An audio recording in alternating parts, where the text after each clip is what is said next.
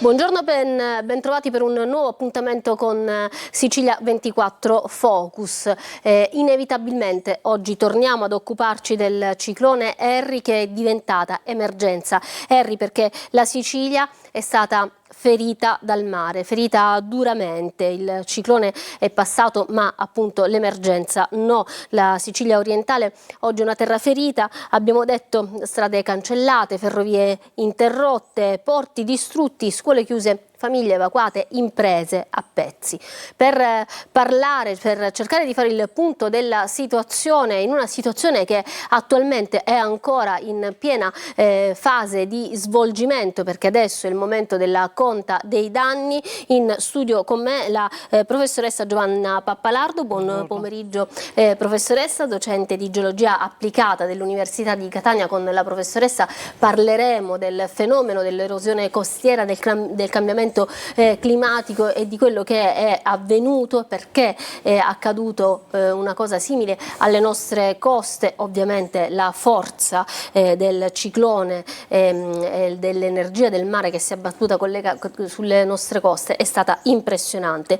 E poi ricordiamoci che ci sono oltre 100 chilometri più di 100 chilometri di litorale ionico da Messina a Siracusa interessato e devastato, distrutto, quindi ci sono tantissimi comuni interessati e ovviamente non possiamo avere ospiti tutti i sindaci, ma con noi ci sono due sindaci in rappresentanza che ci raccontano un po' quello che è avvenuto nei loro comuni e l'attesa di quello che si dirà dalle riunioni nei tavoli tecnici regionali e nazionali. Ricordiamo che oggi pomeriggio è atteso il ministro della protezione civile Nello Musumeci, che interverrà a Santa Teresa di Riva a Catania sul lungomare. Quindi in collegamento li vediamo i nostri sindaci. C'è Davide Vasta, il sindaco di Riposto. Buon pomeriggio sindaco. Il sindaco di Aci Castello, Carmelo Scandurra. Buon pomeriggio sindaco. Buon pomeriggio a voi. È in collegamento, acciuffato al volo perché sta andando proprio a Santa Teresa di Riva, il direttore della protezione civile regionale Salvo Cocina. Allora direttore, comincio subito con lei perché le previsioni... Buon pomeriggio. Le previsioni della protezione civile sono state centrate in pieno e per fortuna direi le vostre ordinanze, che poi sono state anche le ordinanze di tutti i sindaci, ovviamente in collaborazione con tutti i centri operativi COC comunali, sono state per fortuna rispettate e quindi oggi facciamo la conta dei danni materiali ma non la conta dei feriti o peggio ancora dei morti. Direttore Cocina.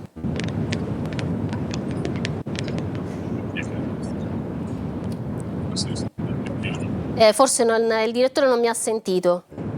Sì, c'è una linea stabile. Perché in macchina sta andando a Santa Teresa di Riva. Allora, il Presidente della Regione ha aumentato la stima dei danni. Inizialmente si parlava di 500 milioni, adesso si parla di più di 700 milioni di euro come prima stima dei danni provocati. Tra poco avremo anche una grafica.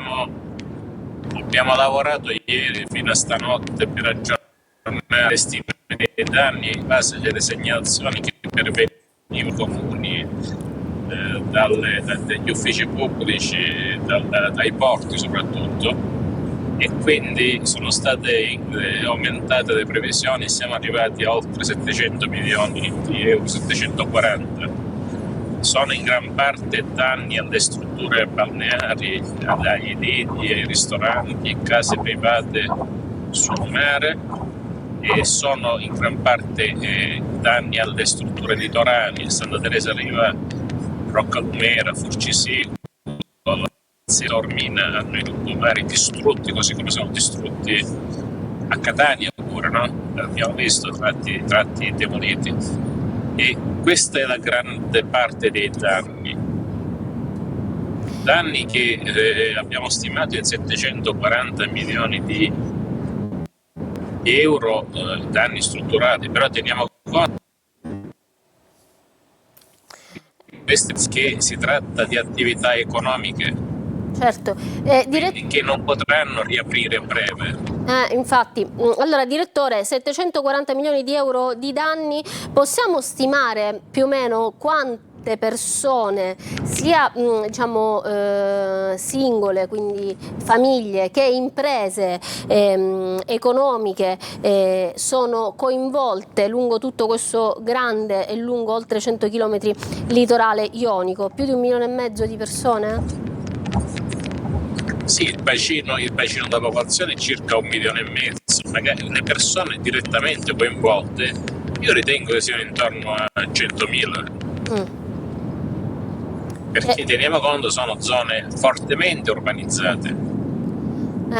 Ovviamente la stima è altissima, tutto quello che abbiamo visto sino ad ora, anche nella cronaca nazionale che abbiamo raccontato negli ultimi anni, delle calamità naturali, secondo me, almeno chiedo anche a voi esperti, credo che non abbia mai riguardato una popolazione così ampia, perché a volte queste calamità succedono ma in ambiti circoscritti. Qua parliamo di tutta la fascia ionica, da Messina a Siracusa. Allora direttore, rimanga collegato con noi, perché adesso dobbiamo parlare, dopo i danni, della ricostruzione, perché sarà una ricostruzione inevitabilmente in più fasi. Mi collego con i sindaci intanto, il sindaco di Riposto, Vasta, di Cicastello Scandurra. Qual è la situazione dalle vostre parti? Sindaco di Riposto, oggi ci sono stati ulteriori aggiornamenti.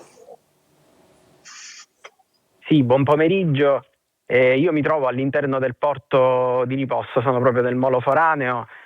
Oggi ho effettuato un sopralluogo pure qui, prima ho preferito andare a vedere tutte le abitazioni, le attività commerciali dei cittadini ripostesi, che chiaramente, come ha detto Cocina, partiranno, ma non subito, perché i danni sono veramente significativi. Intanto volevo chiedervi, la rete elettrica è stata ripristinata, perché ovviamente in molte case in questo momento, molte attività sono anche senza corrente, senza acqua, perché ovviamente la forza del mare ha distrutto tutto, le infrastrutture, non solo le strutture. Sì, fino a ieri sera c'erano ancora circa 100 famiglie senza energia elettrica, ma stanotte hanno lavorato. Da quello che so io, gli aggiornamenti sono che le abitazioni hanno tutte di nuovo l'energia. Molte attività sul litorale hanno avuto i quadri elettrici totalmente bruciati, proprio anche i contatori della luce, ma stanno lavorando, diciamo, velocemente. Poi abbiamo anche guasti sulla pubblica illuminazione, ma contiamo questi di risolverli in giornata. Anche il porto ha totalmente tutta l'illuminazione divelta e quindi è al buio tutta la struttura portuale. Ecco, i danni... Parliamo del molo foraneo, sì, non del porto turistico. Solo del molo foraneo. Nel frattempo anche voi ovviamente avete proceduto alla conta dei danni, alla stima dei danni. Cosa chiedete adesso alla Regione, al governo nazionale soprattutto? Perché non si chiede un semplice... stimato. Sì. Noi abbiamo stimato tra i 20 e i 25 milioni di euro di danni, ma io ritengo che questa stima, fatta ovviamente molto velocemente, potrebbe essere anche destinata a salire. Alcuni danni non si vedono a occhio nudo, come il porto. Sicuramente avrà bisogno di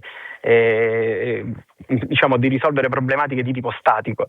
Chiediamo alle istituzioni, al governo nazionale, al governo regionale di fare una legge speciale, di attivare una legge speciale che consenta di snellire la burocrazia, e se è il caso di dare anche più potere ai sindaci, oltre che chiaramente a un commissario, perché noi conosciamo i problemi del territorio e ci sono delle cose che non possono aspettare i tempi della burocrazia normale, ecco, diciamo così, altrimenti rischiamo veramente di saltare questa e la stagione pure successiva. Ecco, noi dobbiamo cercare in tutti i modi di non saltare nemmeno questa stagione, attivarsi veramente subito. Ecco, allora torno da Cocina prima di andare dal sindaco di Aci Castello, se il direttore Cocina mi sente in questo momento. Direttore, lo ha sentito, non è un semplice ripristino, i sindaci, i comuni chiedono celerità, chiedono un commissario, chiedono una legge speciale. Lei che conosce perfettamente il post evento, diciamo, il post dramma. Direttore. Innanzitutto volevo dire che noi siamo soddisfatti perché non ci sono state vittime. Assolutamente. Sono state, che è la cosa più importante, fa la protezione civile. Lo abbiamo detto in apertura annunciandolo. Tutti i sindaci. Sì, direttore, lo abbiamo detto in apertura, abbiamo detto che le vostre... Una cosa banale, però sì, quindi sui danni, sul ristoro dei danni, e valutare come fare questa ricostruzione veloce. E certo il problema c'è ed è grosso, però ma la ricostruzione adesso... fermo alla parte tecnica, c'è un problema amministrativo anche di autorizzazioni. Le autorizzazioni proprio nelle zone litoranee sono piuttosto delicate oggi perché sono molto diciamo attenzionate, ecco. Quindi, ma sicuramente ci sarà un'attività del Presidente per snellire queste procedure. Senta, ma adesso, diciamo, parlando del post, quindi della ricostruzione, l'attività sarà scaglionata, immagino, in 2 fasi? Sarà scaglionata in una prima fase di ripristino dei servizi essenziali e eliminazione dei pericoli. Poco fa la Giunta regionale ha stanziato 50 milioni per i pronti interventi e 20 milioni con un disegno di legge che andrà subito in aula. In più la Giunta ha chiesto altri 70 milioni allo Stato quali interventi, primissimi interventi, e quindi siamo intorno a 120 milioni. Questa è la prima fase. Poi c'è la fase che impegna quei 740 milioni che vi ho detto, che è la fase di ricostruzione che richiederà dei tempi e per cui sarà nominato appunto un altro commissario, un commissario apposito. E tutto questo in che tempi, secondo lei? In che senso, in che tempi? Quali saranno i tempi? Questo qua, i tempi per la rimozione di situazioni di pericolo devono essere immediati, qualche mese o più, per ripristinare le strade, perché tenete conto che molti di questi centri, come li conosce, hanno la litoranea come via di fuga, via parallela alla strada statale, sono centri stretti tra il mare e i monti, quindi la litoranea interrotta, il lungomare interrotta sta creando grossi problemi di circolazione. Proprio ieri un camion della grande distribuzione non riusciva a passare a Santa Teresa Riva, dove il lungomare è stato bombardato. Quindi questi interventi si devono fare subito, con procedure di somma urgenza. E gli altri si fanno man mano che arrivano i soldi. Io dico che è la prima volta forse che la regione stanzia una cifra così grossa. Parliamo di 50 milioni di euro immediatamente spendibili e non ha precedenti, in questo caso così come non ha precedenti anche il quadro dei danni, quindi speriamo che i tempi siano contratti, ma questo riguarda tutti. La burocrazia parte dai comuni per finire alle province e alla regione, nessuno è esente da questo virus. Allora andiamo dal sindaco di Aci Castello perché altre immagini in questi giorni le TV, noi abbiamo raccontato da vicino questa devastazione. Sindaco Scandurra, anche i social e tra le immagini più emblematiche dopo il lungomare, la voragine del lungomare o la playa inondata di sabbia, sicuramente c'è Aci Castello e Aci Trezza, l'abbiamo vista come è stata inondata danneggiata dal mare, quei faraglioni sommersi dalle onde. Tra l'altro invito la regia anche a mandare la grafica, perché dalla grafica leggiamo che l'onda più alta registrata proprio qui sulle coste di Catania è stata quasi di 10 metri, 9,7 metri, mentre, questo poi me lo dirà anche la dottoressa Pappalardo, nella boa sud della Sicilia si è registrata l'onda record alta 16,66 metri, 9,71 metri invece a Catania, proprio nella costa catanese. Ritorniamo dal sindaco di Aci Castello con Aci Trezza devastata e i lidi di Aci Castello che sono stati praticamente trasferiti lungo la strada. Buon pomeriggio, grazie per l'invito che mi dà la possibilità e l'occasione di parlare delle vicende di Aci Castello, Aci Trezza e Cannizzaro. Il nostro territorio è stato distrutto, devastato, come si vede dalle immagini, ma come abbiamo visto un po' in tutta la Sicilia, ahimè, l'area costiera. Certamente mi ricollego alle dichiarazioni fatte dal direttore Cocina e dal mio collega sindaco. Per quanto riguarda gli interventi urgenti, li abbiamo fatti con somma urgenza per ripristinare le condizioni minime di sicurezza e di viabilità, e già in un giorno, in 2 giorni l'abbiamo quasi completato, stanno continuando i lavori. Di questo ringrazio tutti, ringrazio le associazioni, le ditte, i dipendenti del comune, tutti quanti, la Croce Rossa che ci ha dato davvero una gran... però adesso occorre ricostruire e noi non possiamo permetterci di avere tempi lunghissimi, perché poi i cittadini si sentirebbero sfiduciati nei confronti della fiducia dei cittadini di tutti in generale. È chiaro che metteremo in sicurezza, ma non possiamo il nostro territorio devastato, dobbiamo intervenire immediatamente, perché ho bisogno, così come ha benissimo il mio collega, basta delle leggi speciali per permettere di venire immediatamente, oltre naturalmente ai fondi che mi auguro che il governo regionale nazionale possa stanziare. Ringrazio intanto il governo regionale per aver stanziato 70 milioni di euro, che è una somma che ci permette di coprire le spese momentanee, ma è chiaro che aspettiamo quelli del governo nazionale per coprire le spese della devastazione di un territorio, per ricostruire un territorio. Aci Castello ha un problema, è una zona dove c'è tutta scogliera, i nostri lidi sono sulla scogliera e ieri sono stati totalmente distrutti, come il mercato ittico, quindi non si parla più di semplice ricostruzione, si parla anche di problema occupazionale.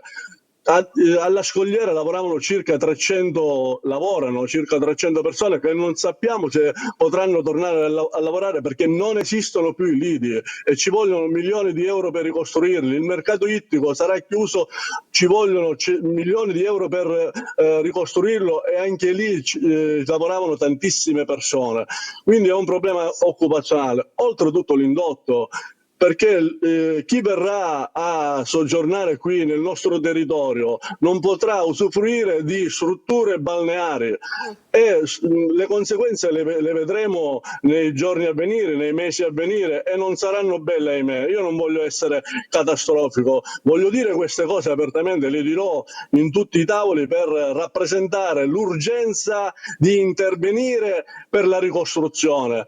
È questo il nostro obiettivo principale e mi auguro che sia l'obiettivo di tutti quanti.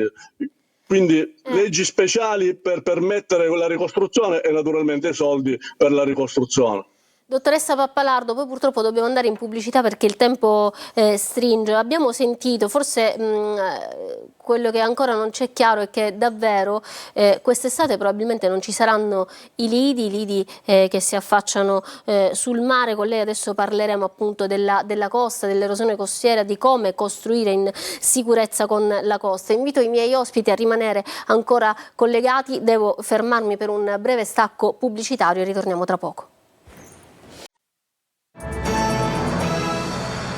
Ritorniamo in studio, stiamo parlando della Sicilia ferita dal mare, con la professoressa Giovanna Pappalardo, docente di geologia applicata dell'Università di Catania. Vorrei approfondire, purtroppo brevemente perché il tempo a nostra disposizione sta finendo, il punto della ricostruzione, perché occorrerà ricostruire adesso. I tempi li dovremo capire. Abbiamo capito che sicuramente non saranno brevi, nonostante tutti stiano lavorando, già siano sul pezzo. Ma ricostruire come?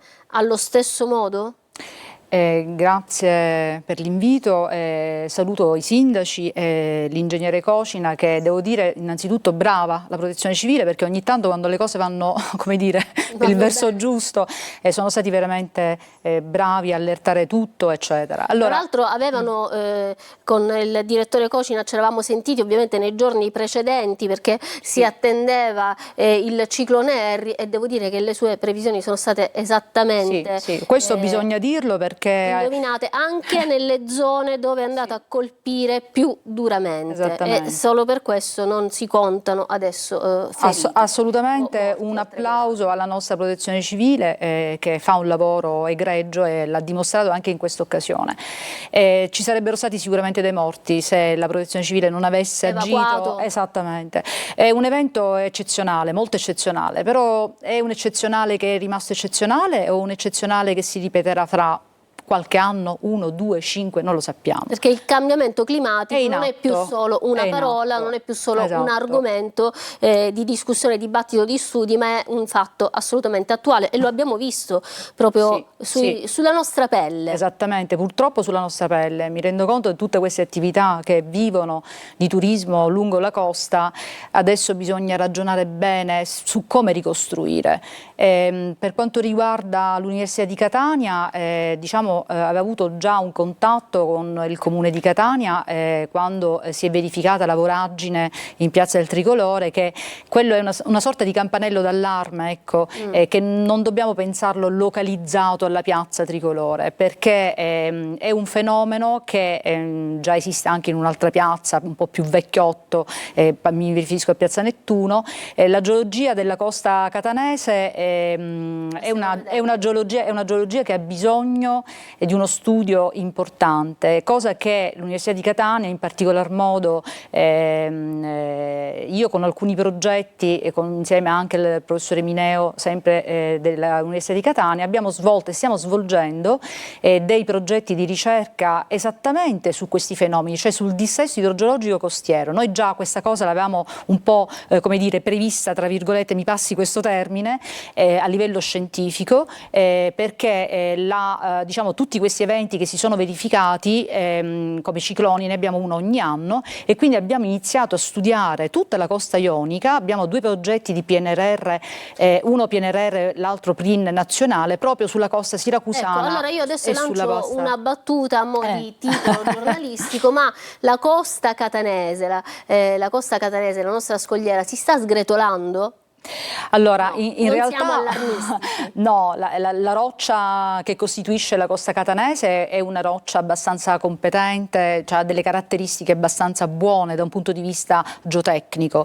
Il problema sono queste cavità, le cavità che sono naturali, perché si tratta di colate laviche, e questi ingrottamenti che sono arrivati poi queste colate sino al mare, hanno lasciato queste cavità che da un punto di vista naturalistico sono molto belle, da un punto di vista turistico, però ahimè con questo cambiamento climatico a cui stiamo assistendo sono delle debolezze, sono una serie di punti deboli lungo tutta la nostra costa, quindi, e ce ne sono tante di queste cavità, quindi bisognerebbe analizzare non solo nella costa catanese, non è sempre nella Riviera Allora, Ionica. la costa catanese ce ne sono veramente tantissime, cioè da Porto Rossi a Ognina ce ne sono veramente tante. Infatti abbiamo visto anche le immagini di Porto Rossi, tutte le barche. Tra l'altro la voragine che si è verificata è proprio a causa di queste cavità. C'è stato il ciclone che ci ha preceduto, è entrato dentro questo mare e ha fatto crollare la volta di questa cavità, quindi sono una serie di segnali. C'erano anche dei campanelli d'allarme precedenti, quindi adesso per la ricostruzione cosa occorre fare? Innanzitutto non bisogna avere l'urgenza delle nell'urgenza non bisogna, diciamo, distogliere un quadro di studio complessivo, altrimenti si rischia di mettere delle pezze e non di avere una visione, a mio avviso, che va avuta molto più ampia. Cioè la ricostruzione occorre, ha bisogno, deve tenere conto anche della prevenzione, ma anche di una norma sulle coste alte. Le coste alte finora ci mettevano un po' a riparo, no? Perché soprattutto questi problemi sono stati diciamo, impegnativi nelle coste basse, nelle spiagge, queste onde che entravano direttamente, eccetera. Oggi non siamo più al sicuro neanche nelle coste alte. Per quello che abbiamo visto, però naturalmente tutte le infrastrutture che sono a bordo di queste coste alte o gli edificati, va rivisto un po' tutto il quadro d'insieme e poi ricostruire sì, assolutamente sì, urgentemente sì, però forse è il caso di vedere dove anche ricostruire in qualche caso.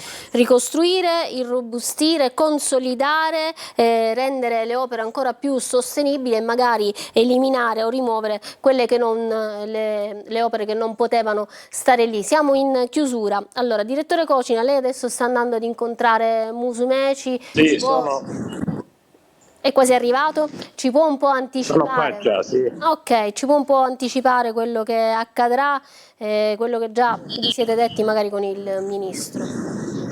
No, ancora non sappiamo cosa accadrà. Il Ministro naturalmente è venuto insieme col capo della Protezione Civile Nazionale per rendersi conto della gravità e dell'estinzione di questi danni, perché una cosa è vederli in televisione, un'altra cosa è vederli in presenza e vedere anche il dramma che le persone stanno vivendo. Come ha detto il sindaco di Aci Castello, sono attività economiche e quindi sono delle famiglie che potranno anche non avere di cosa campare nei prossimi mesi. Naturalmente qualche mese lo sostengono, ma tenete conto che queste attività devono aprire subito e purtroppo non si tratta di un'attività, ma abbiamo stimato forse migliaia di attività economiche, dirette o indirette, che vivono su questo litorale, che è un litorale, diciamo, molto bello e molto pregiato. Quindi capite che il problema sì, è di protezione civile, di cambiamento climatico, ma ora diventerà un problema grave. Per questo penso che il Ministro, la politica regionale, ma anche quella nazionale, si farà carico di questi problemi. Senta, direttore, poi torno dai sindaci. A proposito del Ministro, in tanti ci hanno scritto al nostro numero WhatsApp che per quanto riguarda invece i media nazionali, diciamo, la notizia sì è stata data, ma non neanche con tanto troppo risalto. Probabilmente dopo la visita del Ministro e quando arriveranno la prima stima di danni cambierà qualcosa? Forse presuppongo di sì, spero di sì, anzi. Però al di là della rilevanza dei media, a noi interessa la rilevanza della sostanza. Quindi, come si diceva, diciamo, io ritengo che nessun'altra regione abbia stanziato tante somme, ma sono somme importanti, imponenti, ma sono anche i danni che sono imponenti. Come diceva qualche sindaco, basteranno per la prima emergenza, per sopperire le prime emergenze, le pulizie, il ripristino proprio minimo, però poi bisognerà fare tanto e quindi occorrerà l'attenzione del governo nazionale. La Sicilia chiaramente non ce la può fare, quindi si deve attivare anche sicuramente lo Stato e come si attiverà anche la Comunità Europea, perché ci sono dei fondi previsti per queste emergenze. Grazie direttore Cocina, buon lavoro, sicuramente ci risentiremo nelle prossime ore. Andiamo dai nostri sindaci, il sindaco di Riposto Davide Vasta, che è ancora collegato con noi dal porto di Riposto.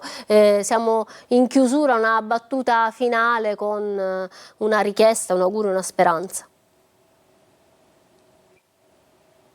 No, sì, mi collego a quello che diceva la dottoressa. Stamattina ne parlavo anche con qualche collega mio. Chiaramente fare le opere di ripristino, nel caso nostro per esempio del lungomare di Torre Archirafi piuttosto che di Via Marina, se non si interviene con il ripascimento della costa, con le opere a protezione, se ne parla da decenni, ma sostanzialmente poi è in alcuni casi così difficile, complicato, e poi ci vogliono oppure parecchie somme soltanto per pensare ad una progettazione con tutti i livelli poi di autorizzazioni che ci sono, si rischia di fare interventi, sistemiamo il nostro lungomare e poi al prossimo ciclone, che ormai in qualche modo dobbiamo iniziare a farci l'abitudine, a quanto pare tutto il lavoro fatto per i ripristini sostanzialmente va di nuovo vanificato. Santa Teresa di Riva, collega sindaco e pure un amico, l'anno scorso il tratto era già divetto, appunto. Sì, già martoriato. Crollato e quest'anno sostanzialmente a distanza di 1 anno e 3 giorni siamo di nuovo nella stessa situazione, quindi l'intervento non deve essere solo quello della ricostruzione. Ok, grazie, sicuramente anche con lei ci rivedremo nei prossimi giorni, perché teniamo alta l'attenzione su tutto quello che sta accadendo. Carmelo Scandurra, siamo in chiusura, una battuta finale, poi torneremo da lei sicuramente nei prossimi giorni. Voglio ribadire il fatto che, grazie a Dio, l'avete già detto voi, non ci sono state vittime grazie alle previsioni della protezione civile e alle ordinanze di tutti quanti noi sindaci, quindi le persone questa volta ci hanno creduto davvero. A volte sorridono, ci prendono in giro, ma grazie a Dio questa volta ci hanno creduto e non sono stati attenti e davvero non ci sono state vittime. Abbiamo evacuato alcune persone in via precauzionale e questo è stata la cosa giusta da fare. Questo lo voglio ascolti, ribadire. Ma quindi quest'estate niente lidi ad Aci Castello, ad Aci Trezza?